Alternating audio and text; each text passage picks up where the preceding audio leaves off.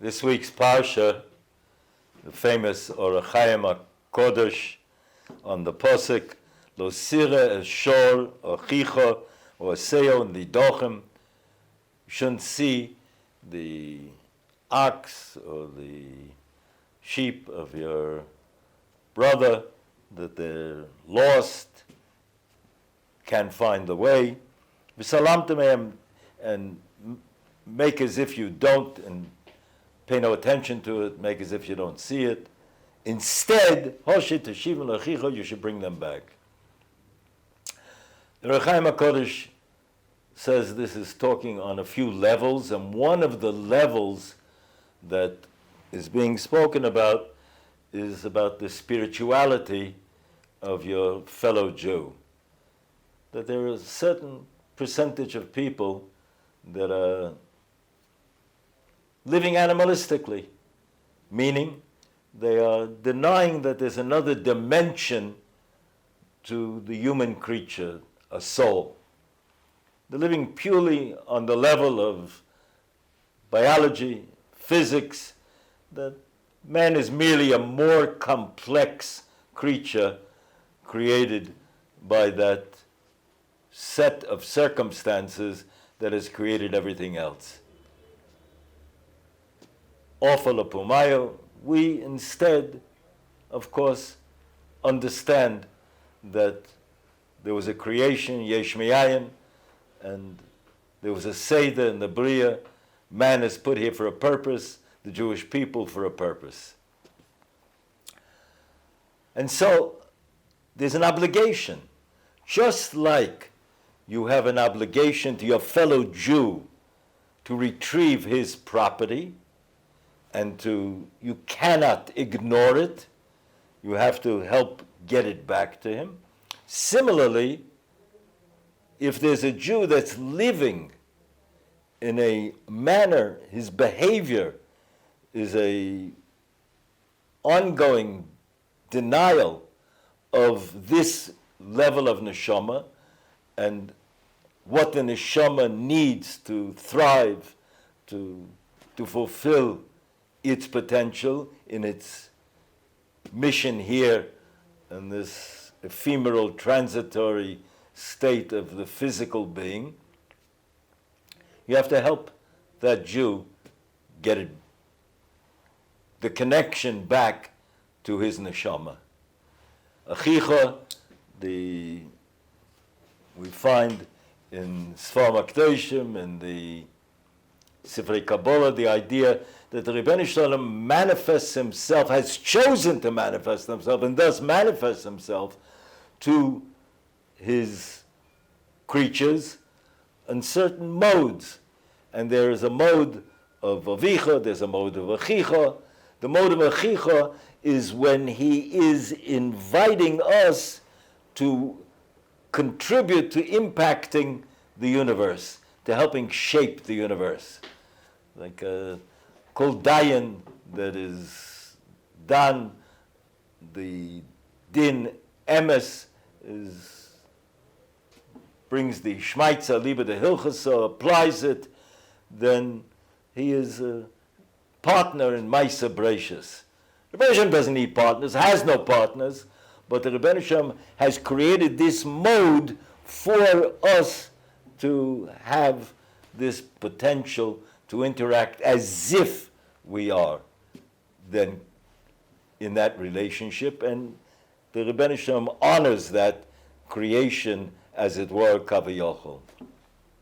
That relationship of achicha, lateral. He's giving to us, we, as it were, are then giving back.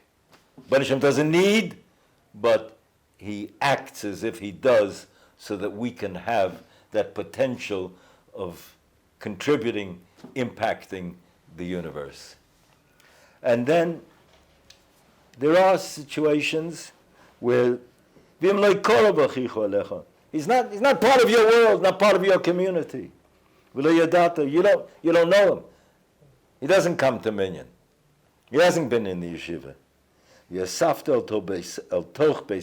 Bring him into the Beis Medrash, into the yeshiva, into your home. others continuing in the mode of the Orach Chaim HaKodesh. So, of course, that also means the hospitality, the inviting people, the sharing with people. Shabbos has been a central point of sharing and hosting and bringing people back. Shabbos, Shavto, is the moment that you shall return.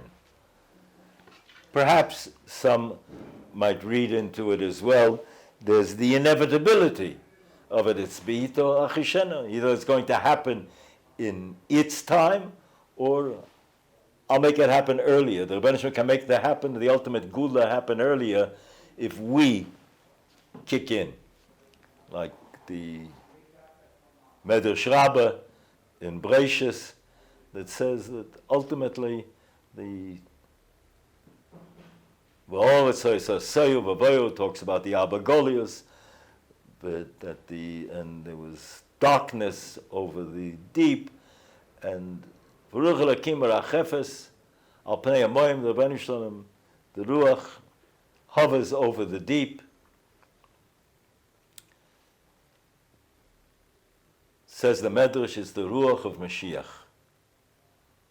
Ruach of Mashiach that is bringing the Ribbon Shalom to reveal that level of presence in the ultimate purpose of the universe. Reb Moshe Shapiro Zatzal taught for so many years here in Ohr Somayach. Gaon Reb Moshe said to Bali Tshuva, who asked, are we in Ikvus de Mashiach, are we in the Messianic era, or aren't we? And how will we be able to identify it? Reb Moshe often said to his Talmidim here, hard for us to quantify, we don't know exactly, but one thing is for sure, is that when Mashiach comes, you'll be able to come up forward to him and say, you don't know me, but we help bring you come. We help make you come. That Tnuas HaTshuva is predicted in the Medrash in Breishis. Rav Elyashiv, this week's Parsha, in his Droshes on Agoda, Rav Elyashiv says that it's a mitzvah to stand by a Parshas Drochim to help people that have gotten lost, couldn't find the way. That's why by the Ori Miklot, there were signs directing people to how to find the way for the city of refuge that this accidental killer has to escape to.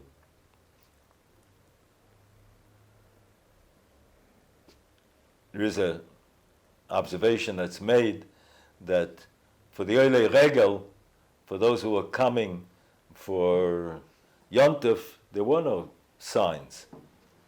How come for the city of refuge there are signs? Because for the city of refuge, we don't want that talked up in the community. We would rather that be low key. Let them get the directions and go.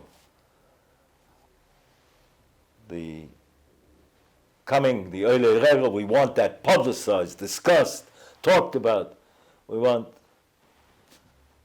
like that on the agenda of the discussion of the average Jew. That's what's going on now. Which way to go? How do I go? Where's the next turn? Rav Elyashiv takes it another step. He says there's an additional dimension of mitzvah if that somebody has lost the way. Try and position yourself in a place where you can help direct him. Not just if he happens to ask you the directions on how to get to where he has to go.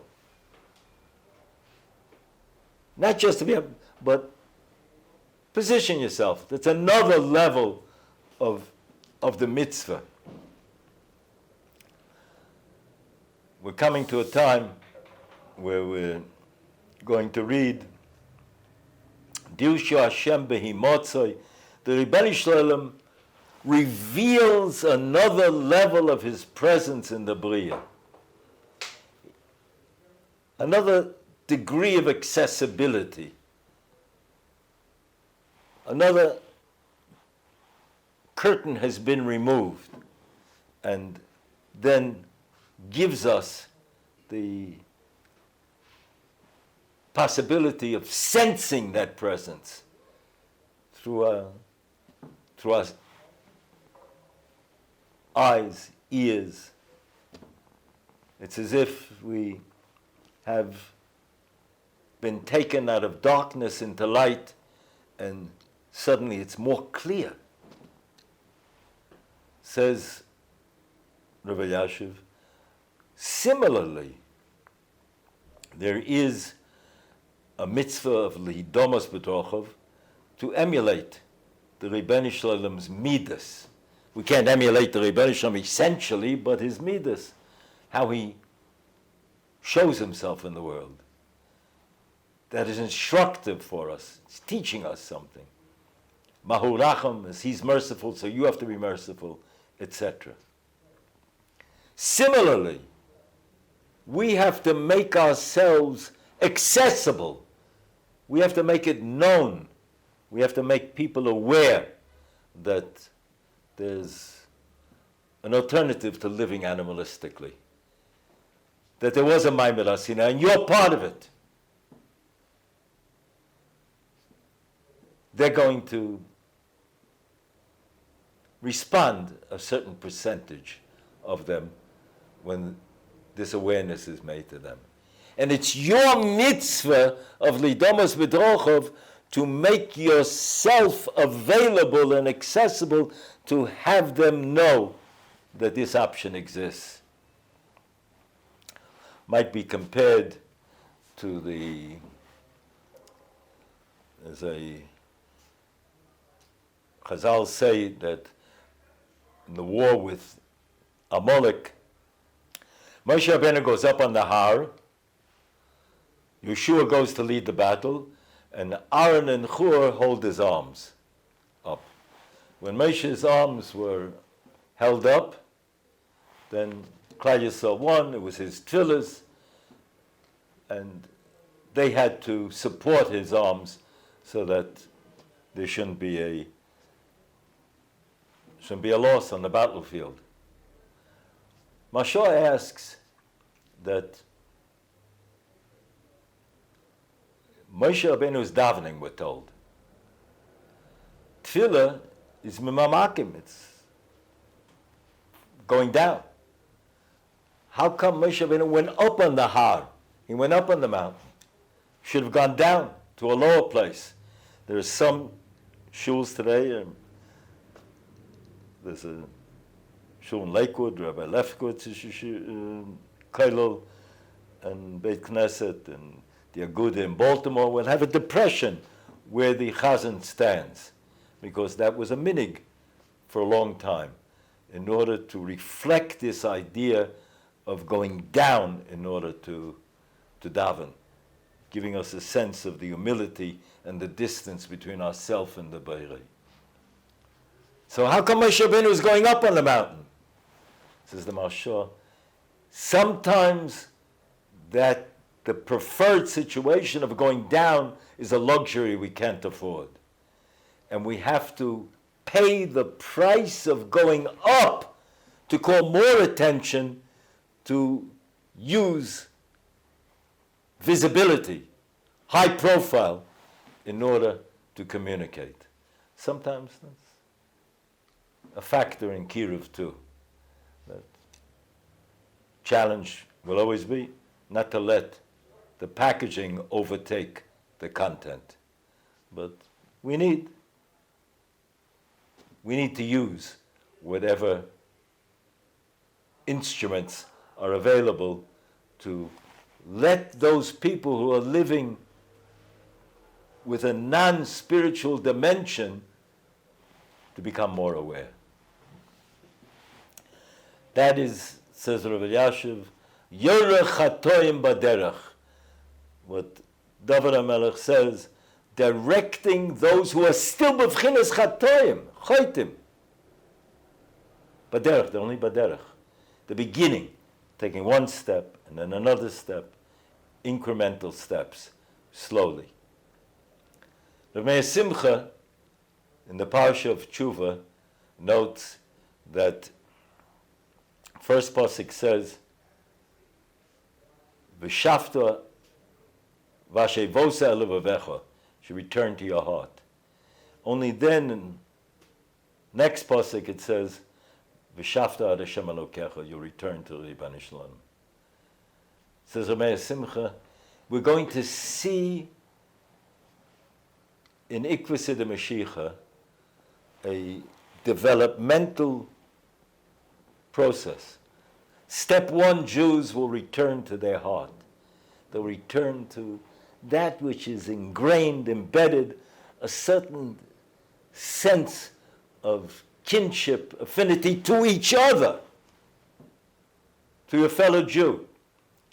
It'll be a sense of feeling more comfortable with other Jews, even obviously in an assimilated environment. Because when there's anti-Semitism, we don't have a choice.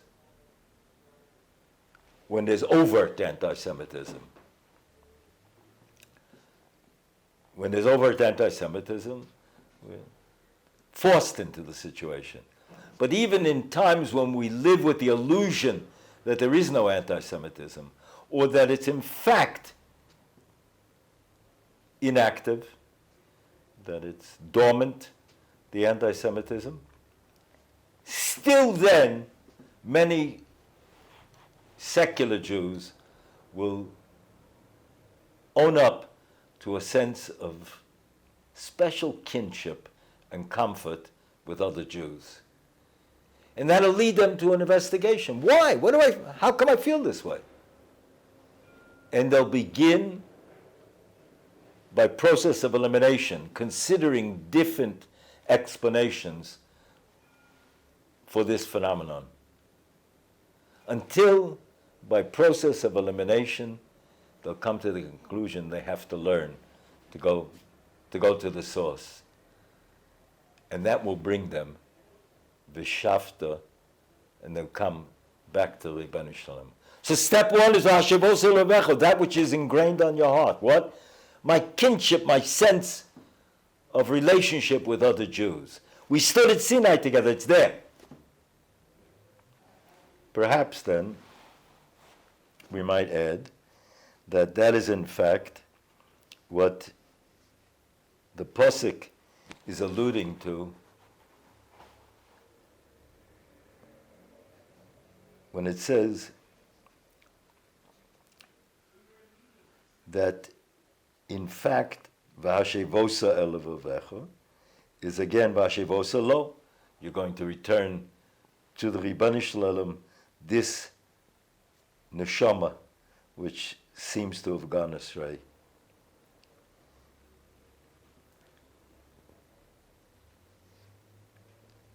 V'im le'korav achicha elecha v'lo yadato el toch beisecha v'hoya imcha ad rosh achicha also. It's something that the Parsha ends with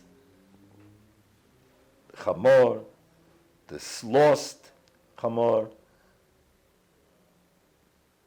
or clothes, lo sucha lisalem.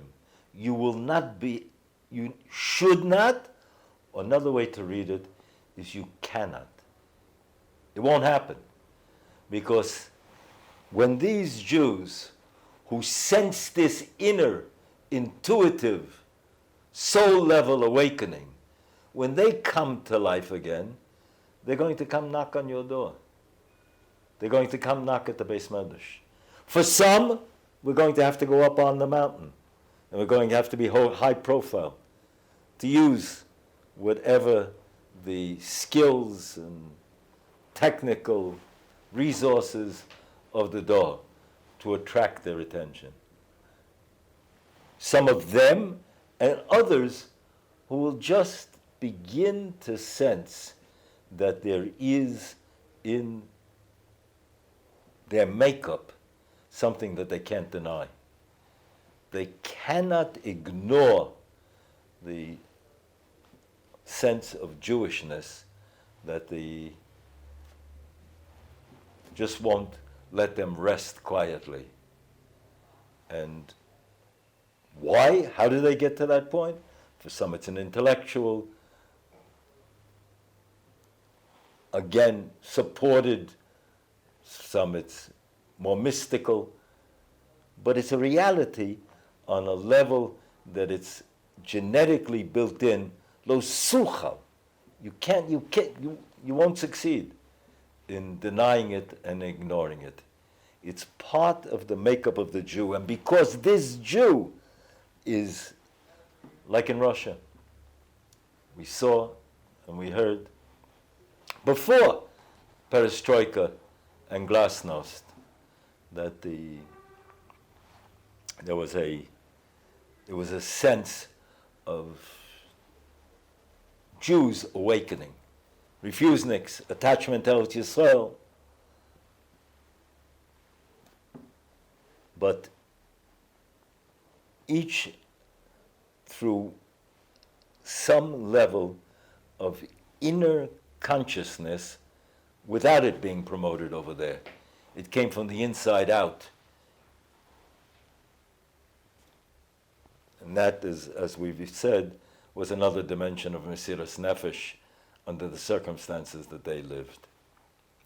And so, when come before Rosh Hashanah, going to be revisiting this sense of to what extent have we fulfilled our obligation of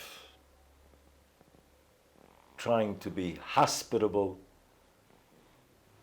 to embrace our fellow Jew, our brother, who seems to be living on an animalistic level, but in fact there's a neshama, a Jewish heart that's beating, that's there. Before we even get into the discussion of Tinik Shenishba and what the Chazon Ish has paskin bismanenu, that so many of those today, if not the majority, are just not educated and therefore are less defiant. They're not guilty of rebellion. There's an increased level of responsibility that we have to reach out. For many, the Chavetz Chaim,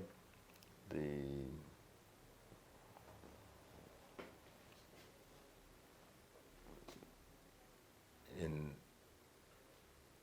number of places indicates that fulfillment of the mitzvah of V'ahavta Echa Kamocha is to reach out and to embrace our fellow Jew and be makar of him.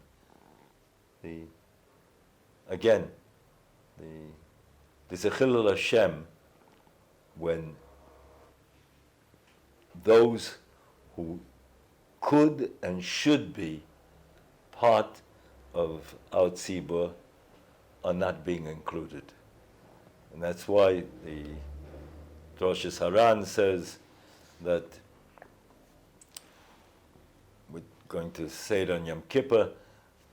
The Rosh Haran indicates that the chelbana, which is that foul-smelling incense, it's not merely overcome by the other pleasant aromatic incenses, spices.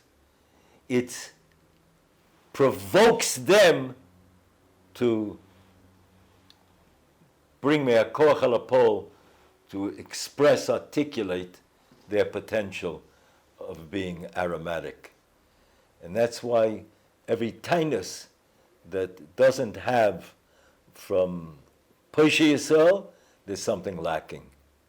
So, Rebbeinu Shalom's are helping that we should fulfill our mandate, our mission of being davening for, and in fact acting upon our davening to reach out to Klal Yisrael, and even more than merely their possessions, to touch the neshamas and those generations to come. In fact, it's going to happen. Lo sucha l'salem. But let's be proactive in exercising our bechira to make it happen.